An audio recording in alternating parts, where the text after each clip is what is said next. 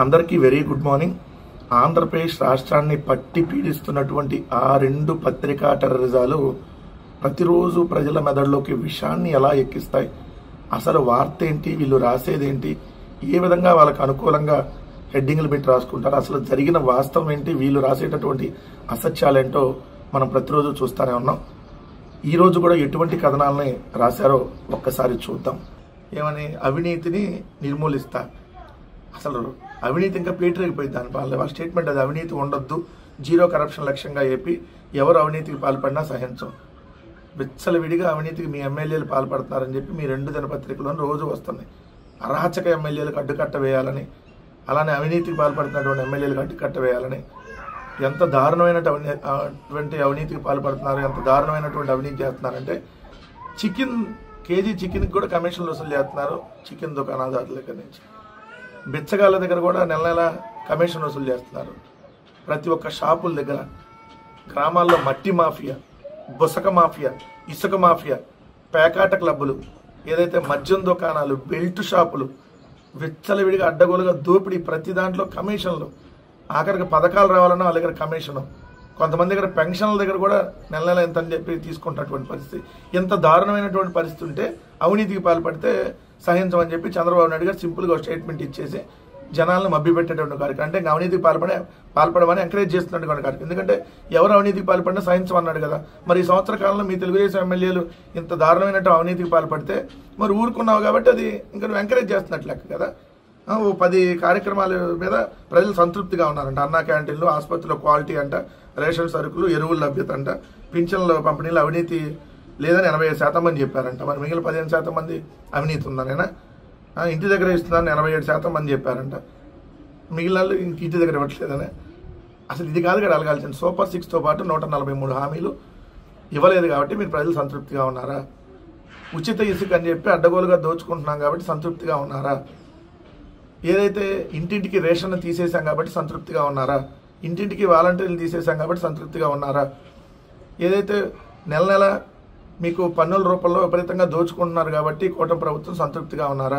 Current ఛార్జీలు పెంచాం కాబట్టి సంతృప్తిగా ఉన్నారా? మీ ఆదాయం పెరగలేదు కాబట్టి మీరు సంతృప్తిగా ఉన్నారా?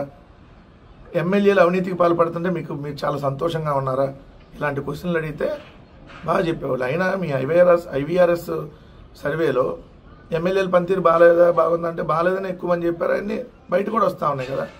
ఈ కూటమి ప్రభుత్వం పరిపాలన చాలా చండాలంగా ఉంది, చాలా దారుణంగా ఉందని చెప్పి ఈరోజు మీ నాయకులే వచ్చి చెబుతా ఉన్నారు. మీ ఎమ్మెల్యేలు బండారు సత్యనారాయణమూర్తి నుంచి వీళ్ళందరూ వచ్చి బయటికి ఒక్కటంటే ఒక అభివృద్ధి కార్యక్రమం చేయలేదని చెప్పి రోడ్డు నియోజకవర్గంలో తిరగాలంటే మమ్మల్ని కొడతారేమని భయం వేస్తుందని చెబుతున్నారు వాళ్ళు. అంత దారుణమైన పరిస్థితులు ఉంటే ఏడాది పాలనపై చంద్రబాబు నాయుడు గారు మాత్రం సంతృప్తి వ్యక్తం చేశారంట. దానికి సుపరిపాలన అని చెప్పారంట. ఈ రోజున మీ పరిపాలన సుపరిపాలన ఉందా?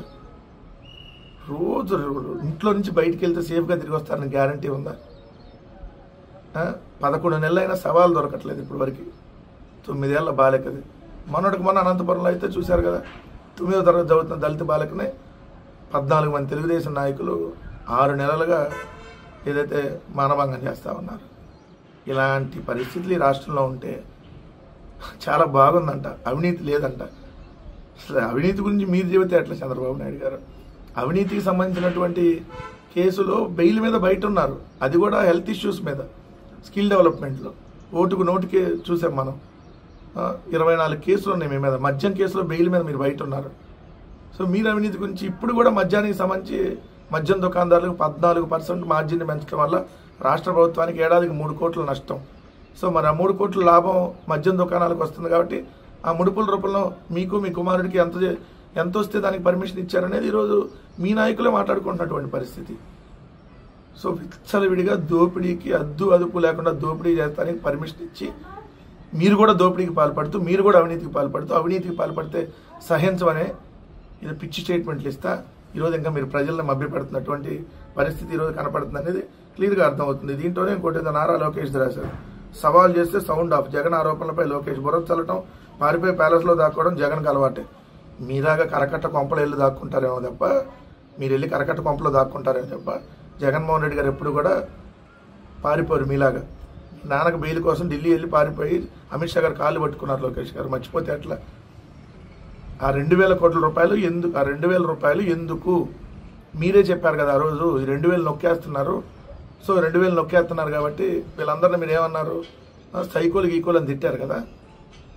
నోటికి ఏది వస్తే అది మాట్లాడతాం మీకు అలవాటుగా మారిపోయండి. అదుపు లేకుండా ఇష్టం వచ్చినట్టుగా మాట్లాడుతున్నారు.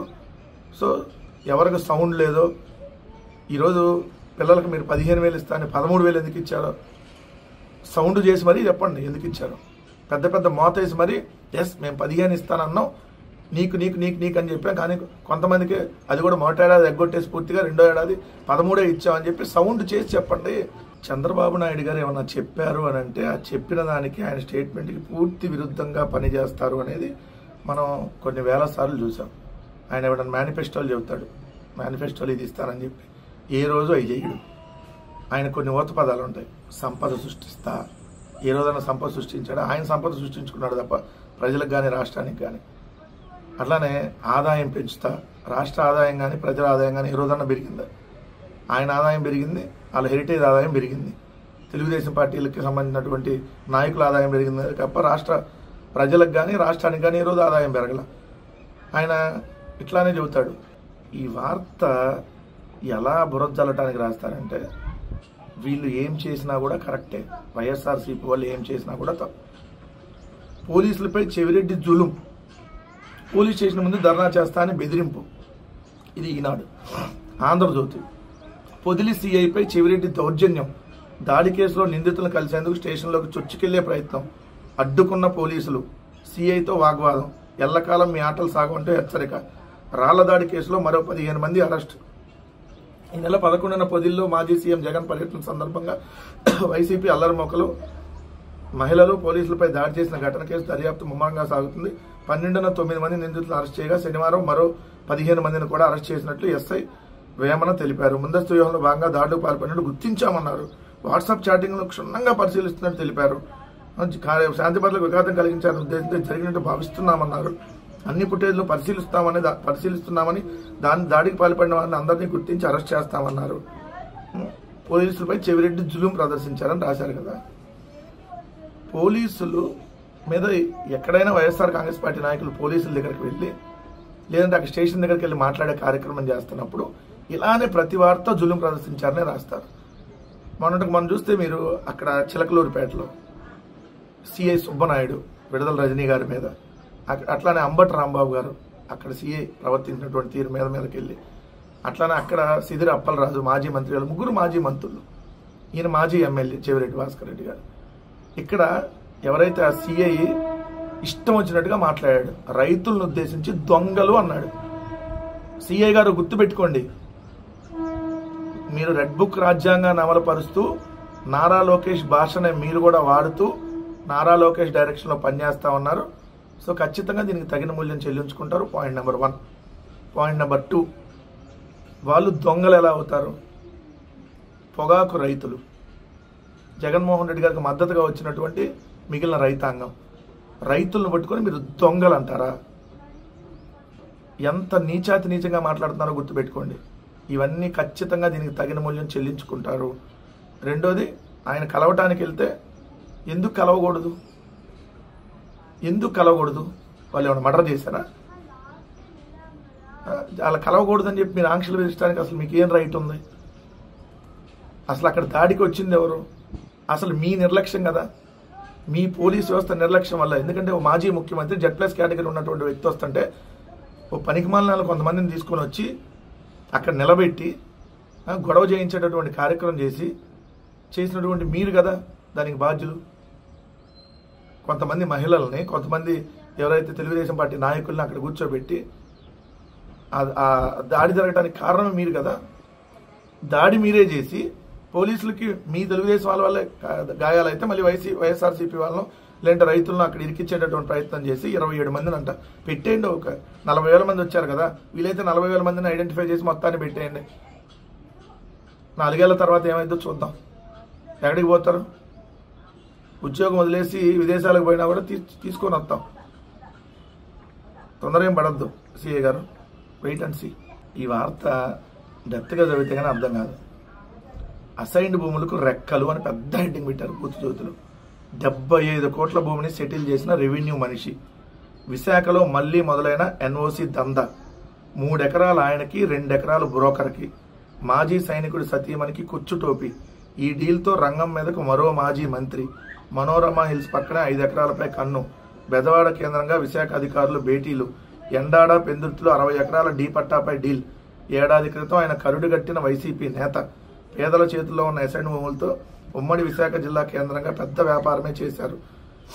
ఆనాటికి ప్రభుత్వంలో ముఖ్య పాత్రలో ఉన్న ఓ ఐఏఎస్ కుమారుడు అల్లుడితో కలిసి అసైన్డ్ భూచక్రం తిప్పారు. భీమిలి, పెందుర్తి, ఎండాడ, భోగాపురం ప్రాంతాల్లోని అతి ఖరీదైన భూములు హస్తగతం చేసుకుని ఒప్పందాలు చేసుకున్నారు. 2024 ఎన్నికల్లో వైసీపీ ఓడిపోతుందని బోధపడి ఎన్నికలకు కొద్ది రోజుల ముందే టీడీపీ తీర్థం పుచ్చుకున్నారు.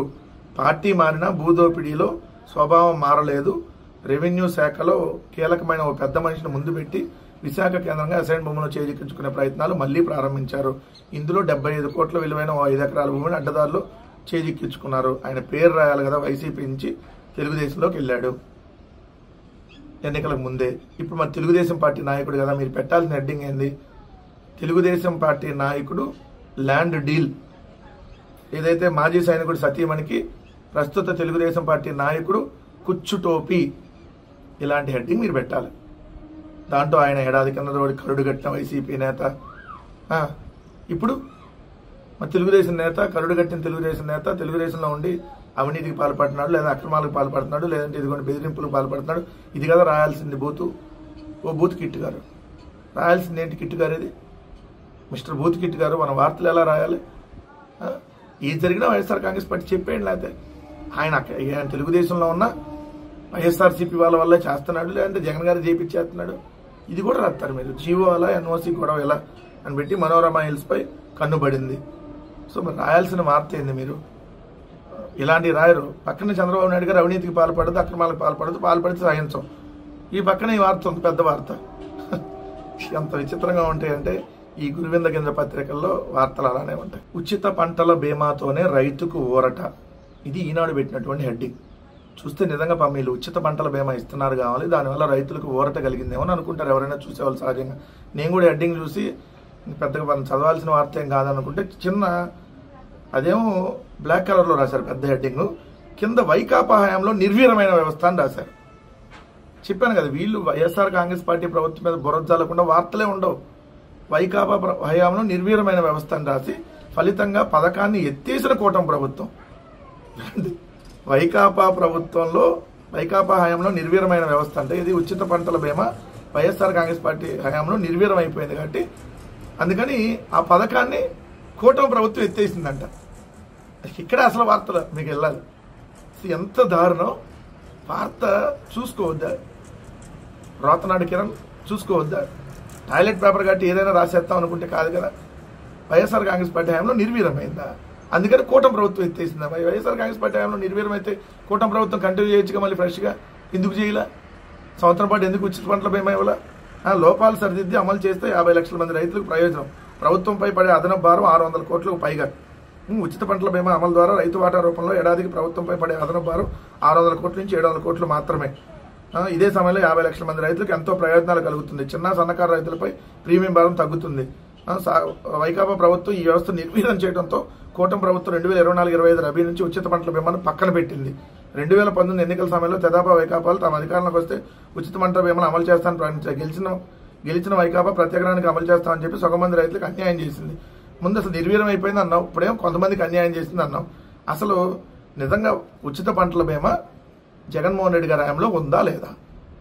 దీనిలో లెక్కలు చూస్తే మీకు ఏదైతే చంద్రబాబు నాయుడు గారి హయాంలో 715.84 కోట్లు బీమా క్లెయిమ్ బకాయిలతో పాటు జగన్మోహన్ రెడ్డి గారి హయాం ఉచిత పంటల బీమా పథకానికి సంబంధించి ఎలా ఇచ్చిందని అంటే, ఎందుకంటే చంద్రబాబు నాయుడు గారి ప్రభుత్వం ఎగ్గొట్టినటువంటి 715 కోట్లు జగన్మోహన్ రెడ్డి గారి ప్రభుత్వం చెల్లించింది. దాంతో పాటుగా 2019-20 సంవత్సరంలో ఆ 715 కోట్లతో కలిపి 1968 కోట్లు ఉచిత పంటల బీమా ద్వారా జగన్మోహన్ రెడ్డి గారి ప్రభుత్వం ఏదైతే ఉచిత పంటల బీమాకి ఖర్చు పెట్టింది. దాని తర్వాత ఏడాది 1739 కోట్లు. దాని తర్వాత ఏడాది చూస్తే 2977 కోట్లు.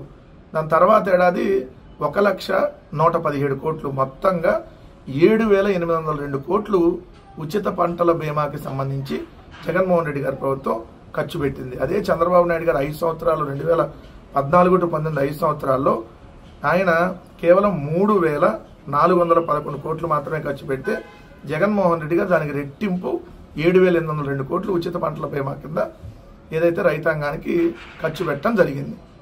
కానీ అసలు నిర్వీర్యం అయిపోయింది, ₹1 ఇవ్వలేదు. అందుకని మేము ఇప్పుడు ఎత్తేసాం కూటమి ప్రభుత్వం అంటే సిగ్గుండలుగా రాసేటప్పుడు రోతనాడు కిరణ్. సో అసలు వాస్తవం ఏంటి, వీళ్ళు రాసినటువంటి దుర్మార్గమైనటువంటి వార్త ఏందో మరొకసారి చూడండి. ధాన్యం రైతులకు 941 కోట్ల బకాయిలు, చెల్లింపుల కోసం ఎదురుచూపులు. ఇది ఈనాడు వార్త. కూటమి ప్రభుత్వం వచ్చాక ధాన్యం రైతులకు 24 నుంచి 45 గంటల్లోనే సొమ్ము జమ చేశారు. అయితే 2 నెలలుగా లెక్క తప్పింది. జమ చేశారంట, అయినా 2 నెలల నుంచి లెక్క తప్పిందంట. ఇప్పుడు ఎవరో ఒకళ్ళిద్దరికి పడ్డాయి 24 నుంచి 45 గంటలు. లక్షలాది మంది రైతులకి నెలకి 2 నెలలకే పడుతున్నాయి.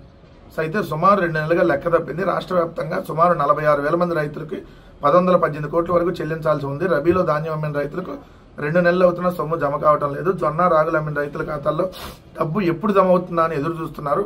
కూటమి ప్రభుత్వం అధికారంలోకి వచ్చాక 2024 ఖరీఫ్లో ధాన్యం సేకరణ ప్రారంభించింది. రబీలో ఇప్పటికే 4,870 కోట్ల విలువైన 20 లక్షల టన్నుల ధాన్యం సేకరించి 3,629 కోట్ల రైతులకు జమ చేసింది. ఇంకా 941 కోట్ల మీద జమ చేయాల్సి ఉంది అని చెప్పి చాలా ఎక్కడెక్కడ సేకరించారో మొత్తం చెప్పారు. అంటే 2 నెలలు అవుతున్నా ధాన్యం కొన్నా మీరు డబ్బులు ఇవ్వట్లేదని మీ పత్రికలోనే క్లియర్గా రాశారు. దాదాపు ఎంత 1,018 కోట్లు చెల్లించారు, 941 కోట్లు ఇంకా బకాయిలు ఉన్నాయని. 941 కోట్లు ఇంకా రైతులకి 2 నెలలుగా. అంటే పంట ఈరోజు అమ్ముకుంటే రేపు ఎల్లుండి డబ్బులు రావాలి. కానీ వచ్చే నెల రావట్లే, ఆపోయి వచ్చే నెల కూడా వస్తుంది అన్నటువంటి గ్యారెంటీ లేదు. 2 నెలలైనా రావట్లేదు, ఇంకో 2 నెలలకు వచ్చిందని కూడా గ్యారెంటీ లేదు. మిస్టర్ నాదెండ్ల మనోహర్జీ, తెనాలి ప్రస్తుత ఎమ్మెల్యే గారు, జనసేనలో మీరు కీలకమైనటువంటి నేత, చాలా చించుకొని మాట్లాడతారు కదా. సవాలు విసరటం కాదు, సవాలు విసరటం మాని ముందు రైతులకు ధాన్యం సేకరణ బకాయిలు తొందరగా ఇప్పించే కార్యక్రమం చేయండి. మిగిలిన వాగుడంతా పక్కన పెట్టేసి ముందు దీనికి సంబంధించిన రైతాంగానికి సంబంధించినటువంటి కార్యక్రమం మీద దృష్టి పెట్టండి.